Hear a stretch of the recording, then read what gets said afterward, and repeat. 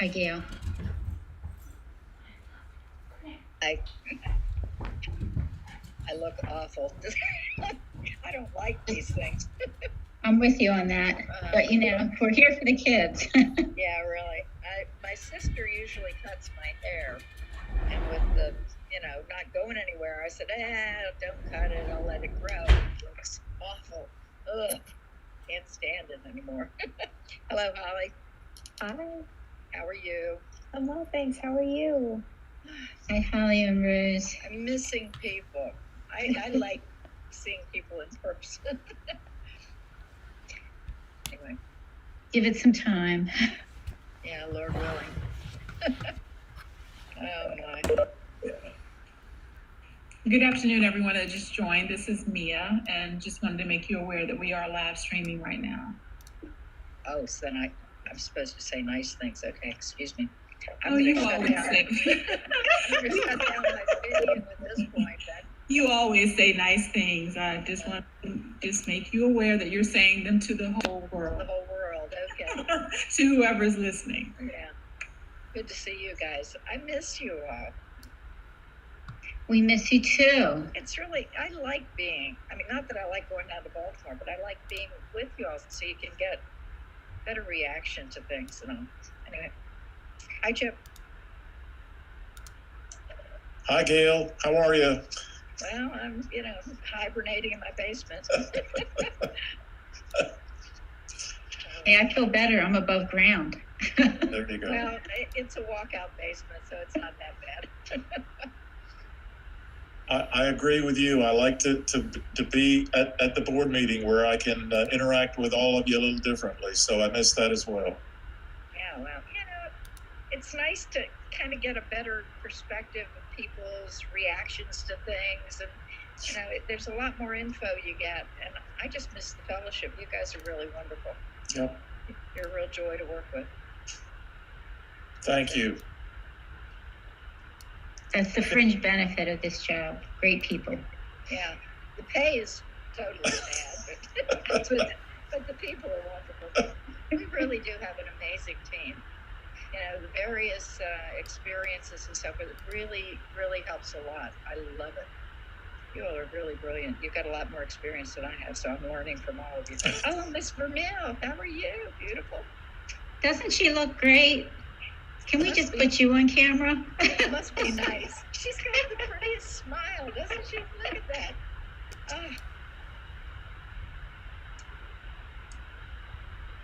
Whenever I'm feeling down, all I have to do is call Senator Bates. She lifts me right out of the doldrums. You're lovely. You are so sweet.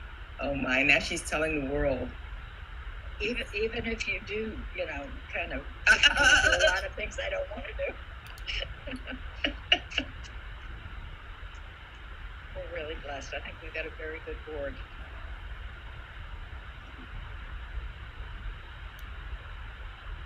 I'm going to...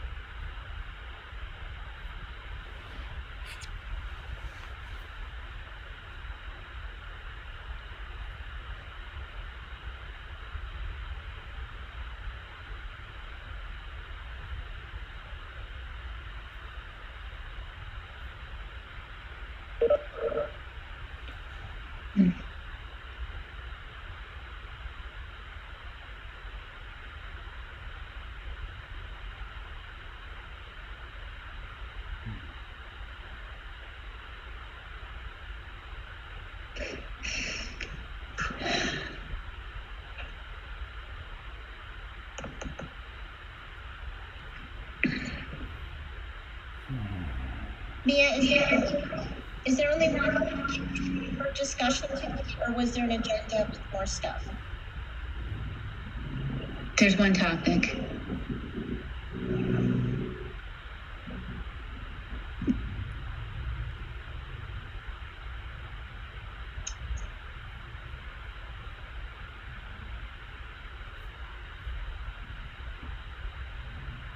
Ms. Holly, I realize you're waiting for the superintendent, but you do have a quorum. Okay, I think we scheduled this meeting to start at 4:15, so I don't want to jump ahead of the public.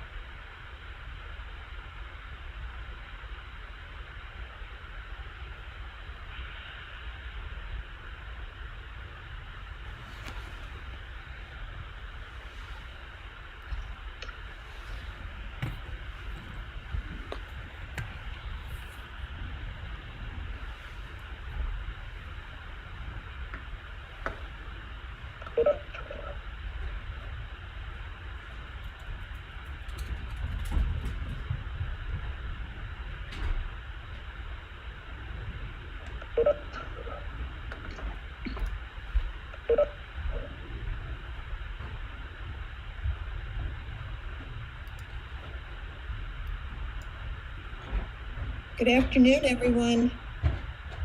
Good afternoon, Dr. Salmon. How are you? I'm well, thank you. Hello. Hi, Susan. How are you? Good.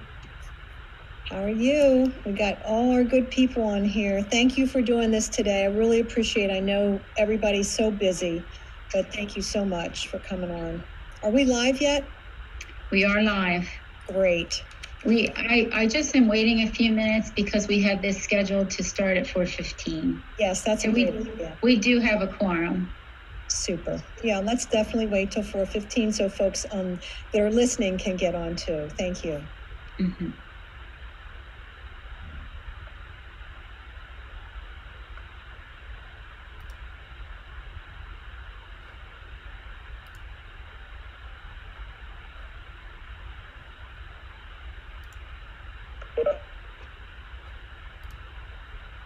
So I read an article this morning about our future meetings like this will be done with holograms. And I just want to know if you can determine what weight your hologram is. I love it. Make me look thinner and younger. I'm not going there. Right now they look a little cartoony, but there are ones if you're able to invest in significant technology that are a little more real. So we can start to practice Beam Me Up, Scotty.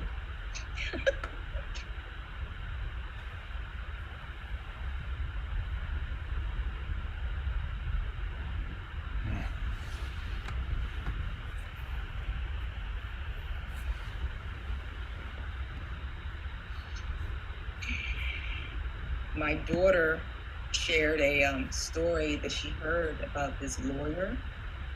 Did you hear about it? That he was doing this very important meeting, but he had a graphic that made him look like a cat. I've seen it. And he couldn't change it. So he's talking to his clients with the little cat mouth moving. I've seen it, yes. I think his secretary was using his machine or something. Someone else was using his machine and he didn't know how to turn it off. That would have happened to me. And then the next day, there was a law class being taught by a professor and every student showed up as a cat. I didn't know that one.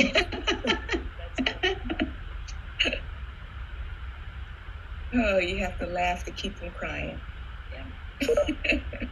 So I guess that's cover that if you make a bad decision, you can tell somebody, well, it wasn't me. It was the Yeah, cat." it was the cat. I would have done what you said.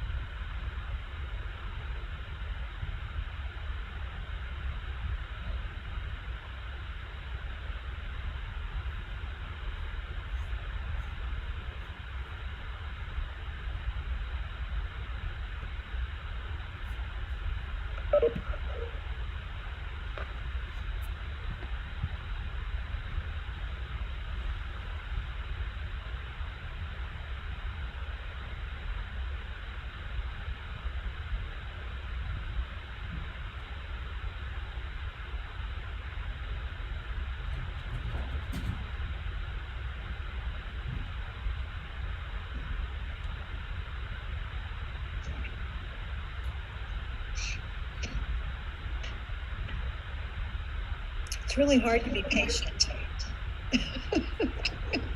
Not my strong suit. And it seems like the time goes by so quickly when we're having a discussion and so slowly when you're waiting for the meeting to begin. Mm-hmm.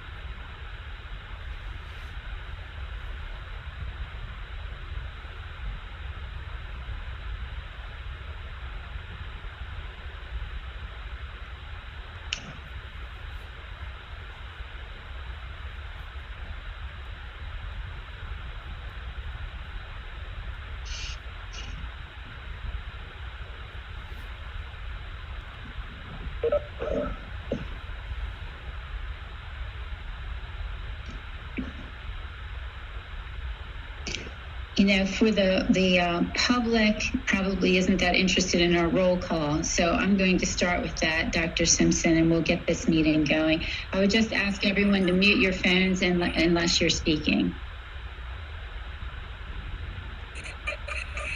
Okay, good afternoon, Vice President Haley and all board members and Superintendent Sanders and staff. Mr. Bartley, Present. Ms. Bates, Present. Mr. DeShield, Present. Dr. Getty, Present. Dr. Green, Present. Dr. Lee, Present. Ms. McCusker, Present. Dr. Millie McCarthy,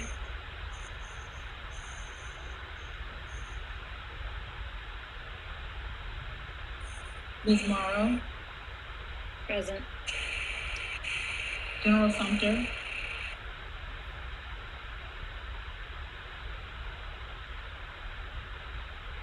okay, General, I see you, but I didn't hear you. You're muted. Wouldn't come off. Okay, thank you. Present. Thank you. Dr. Wilcox, Present. Mr. Wu, Present. Mr. Crawford is not able to be here, and Vice President Howell. Present. Okay, Mr. Sharon, do we have a quorum? I'm sorry, Dr. Salmon. Oh, so sorry. Pardon me. Okay. Yes, you do. You have a quorum. Okay, thank you so much. I want to welcome the board members, the staff, and members of the public to this meeting. And I'd like to tell you the meeting is being conducted virtually. The public is able to access the live stream from the State Board MSD website through Town Hall Stream and YouTube. The meeting agenda is also posted on the website. The archived video will be posted on the website. And during the meeting, only board members, staff, and presenters will be able to speak. Board members should also hold their comments or questions until the end of the presentation. And board members, please identify yourselves when speaking. Dr. Salmon will respond to each question or call on appropriate staff to do so. And voting will be conducted by voice or roll call for any vote or action. Mr. Shen will ratify the votes. With that, I'd like to turn it over to the state superintendent. Thank you, Vice President Alley, and thank you to all the board members for being here this afternoon. I am just so excited to present to you today because I think we have found what I am calling an elegant solution to some of the things we discussed at our board meeting in February about state assessments. You will remember that we received the letter from the federal U.S. Department of Education actually about 6 o'clock the night before the board meeting. Because I was busy preparing for the board meeting, I read that in a very cursory fashion and noted that we had ticked off some of the boxes that we were concerned about in terms of going forward with our plan. So after we had our discussion, the very next day, the senior staff was working through some of the questions that you all raised in terms of, how are we going to do this equitably? How are we going to do virtual assessment in a hybrid situation, in person versus virtual, the whole 9 yards, and trying to find a way to do this without utilizing a lot of time for instruction in the spring. So we found an alternative that I believe is going to be a really good one going forward. When we went back to study the letter from the U.S. Department of Ed to see if there was any other alternative available to us to get what we needed, and that is to find out where our students are, and also to reduce the stress on students and teachers coming back in the spring for these times, is that we were able to come up with an idea to postpone the state assessments until the fall. That was the very last bullet on the letter from US Ed, is that was one of the remedies that we could use. And then we had another great idea that kicked in on top of that. And you may not remember this, but last fall or last spring, when we had to cancel the assessments because no one was in school and we did not have a virtual assessment, we planned to do a diagnostic assessment when the students came back this fall. And it was going to be an abbreviated kind of a MCAP test. And we had it all ready to go. And of course, we didn't get everybody back. So we didn't do any kind of diagnostic assessment in September. So not only can we postpone the state assessments until the fall, but we can now use the diagnostic assessment in the fall that is half the time of the assessment for the real MCAP test. So to give you an example, Normally, as we talked about in February, the math test in grades 3 through 8 is usually 160 minutes long. That's about 2.7 hours. The diagnostic test that we can use in the early fall in grades 3 through 8 is only 1 hour and 20 minutes. So basically it can be done as a one-shot deal. In terms of the testing time for ELA, you'll remember that was about 4.6 hours. And remember, these are reduced from the time that we spent the prior year when we were still giving the PARCC assessments. They were certainly reduced, but this diagnostic test for English language arts in grades 3 through 8 will only be 2 hours and 20 minutes. Again, it's longer because of the writing component, but it is basically cut in half. So we believe that we'll be able to still provide data to school systems that we can look at across the state, and that we can do it to assess how students have been doing on our grade level content standards that are required. We believe, again, we'll have that quick turnaround within 48 hours for the machine scored items for teachers to get that information back. We won't have any disruption this spring to any of the instruction. And I think that going forward, it will be a way for us to mitigate and also identify some of the ways we can provide remediation and intervention to our students very early in the year, and make sure we're using all of our additional federal funds in a very fiscally responsible way. I want to make note, because people will be saying, well, what about the high school? My kids just took the algebra test, and we're going to keep that testing window open for any students or school systems that want to do those tests right after the students take them, but it will still be an option for the shorter test in the spring, in the fall. So we're going to have a lot more details about this when we come back to you in March for our board meeting. Remember, we are also going to be asking you to decouple accountability and assessment at the March meeting. We'll be asking for some waivers from the federal government on these areas. So all of that will become clearer as we come back to you with those waivers. And I'd be happy to answer any of your questions that you might have at this point. Thank you.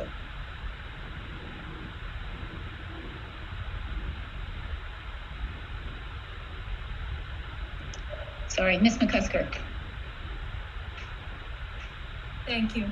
Dr. Salmon, I still have some concerns, and I want to say, though, I do believe that the elegant solution you've put out is probably pretty well in line with what the U.S. Department of Education is going to allow you to do right now. I'm not looking to kind of I've lost my sense of words there, but I'm not looking to pry on you about that. I think the solution you've brought is the best that we could do, given what the federal government guidance has given us.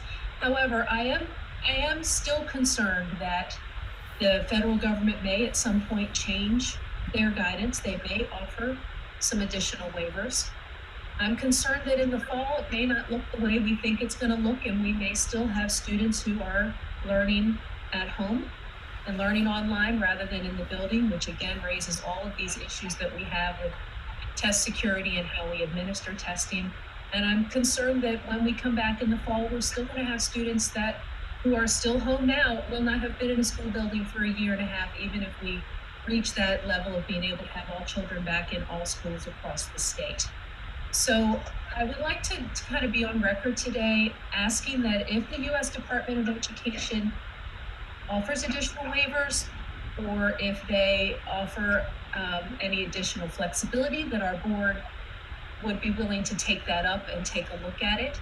And I'd like for us to also see what we can do about finding out what the locals are using for their diagnostics. And I know that it's not the exact same test across the state, but our locals do use diagnostics that go towards the standards. We're all working towards the same set of standards in math and ELA. And it would seem to me that those local assessments would also be able to give us some really valuable information about where students are and where we need to concentrate our efforts concerning our summer learning, our tutoring programs, and where the state may need to shore up some extra help and guidance for our locals coming in the fall. So I just wanted to put that out there that I really think that any idea of testing right now is unpalatable to our community right now. We've seen it time and time again, and I would just like for us as a group to be willing to take another look at it if the federal government gives us the opportunity to do so.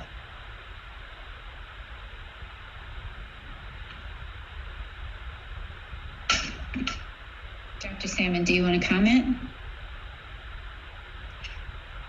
I guess I still am going to push back a little bit that we do know what the locals are using. That's how we got your first term metrics on your dashboard, and we know that it's just really not consistent. I think the concern that I've seen from some of the advocates who are pushing for state assessments, and also some of the parents, that we do need a way to look statewide at how students are doing. And unless you have a common assessment, you cannot compare apples and oranges. Or apples and apples. You get apples and oranges. So I think it's still important for us to have that measure.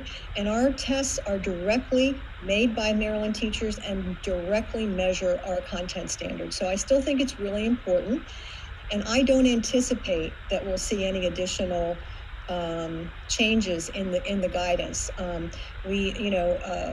The new Secretary of Education is one of the state chiefs. We've been on calls together since the beginning of the pandemic on almost a weekly basis. And I think his philosophy is pretty much in line with what I'm advocating for. However, I would say, Dr. Salmon, that because of this rapidly changing environment, I don't think the staff has had an opportunity to think about those students that would be still remote and how they'd like to address those students. So I assume we'll be hearing more, correct? Absolutely. Okay. Absolutely.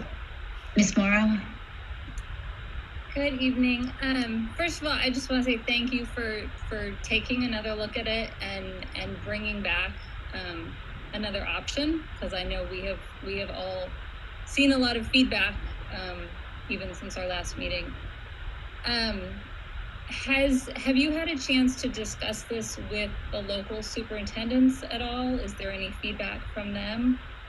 And then I guess the second question is what sort of window are you envisioning when they come back? I mean, it's not going to be like the second day of school they do testing, right?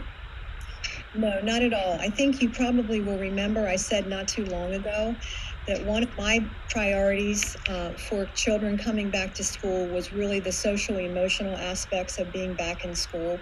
And I think that's going to have to still be a paramount in September, because there will be more kids coming back than are back now.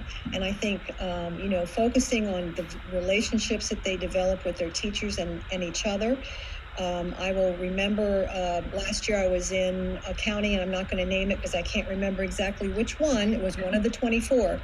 And it was the first week of school, and the superintendent was like kind of apologizing to me. And he said, "You're not going to see a lot of instruction today. You're going to see a lot of activities with people getting to know each other and teachers talking about their background and letting the students see that they're a real person." And I'm like, I think that's great. I think that's what we need to do. So the answer to that is yes, we will certainly want to make that a priority to do. And then what was the first question? I'm sorry. I got so wrapped up in social emotional, I forgot about the first question you asked me. Okay. I just asked if you had a chance to talk to local superintendents at all. Yeah. So that meeting is always Friday morning at 8:00. So I'm hoping they're out there, pretty happy about this decision. So they came to us with, if we have to do it, we're willing to do it, and the shortened version and everything. But I think they'll be pleased at this decision, and we'll have a chance to discuss that tomorrow morning. So thank you for that question and also that point. Any other questions or comments? General Sumter.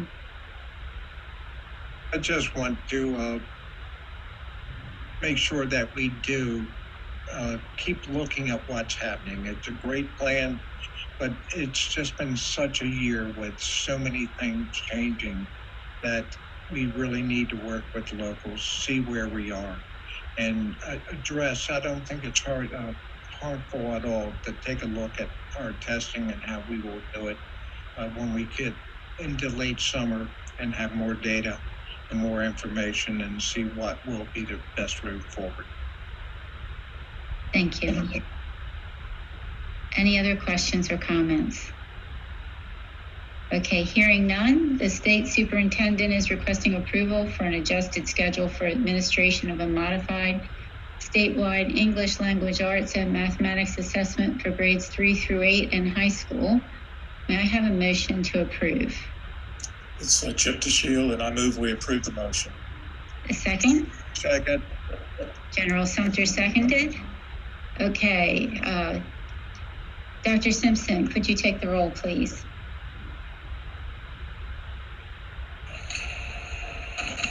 Mr. Bartley, Yes.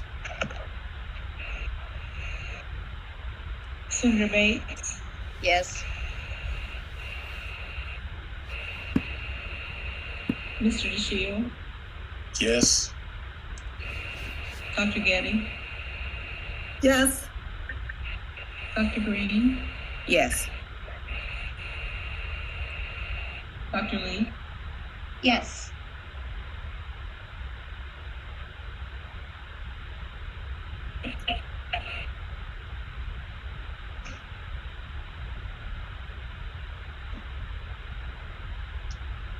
I'll pick up the call. Thank you. Dr. Lee, Yes. Ms. McCusker, No.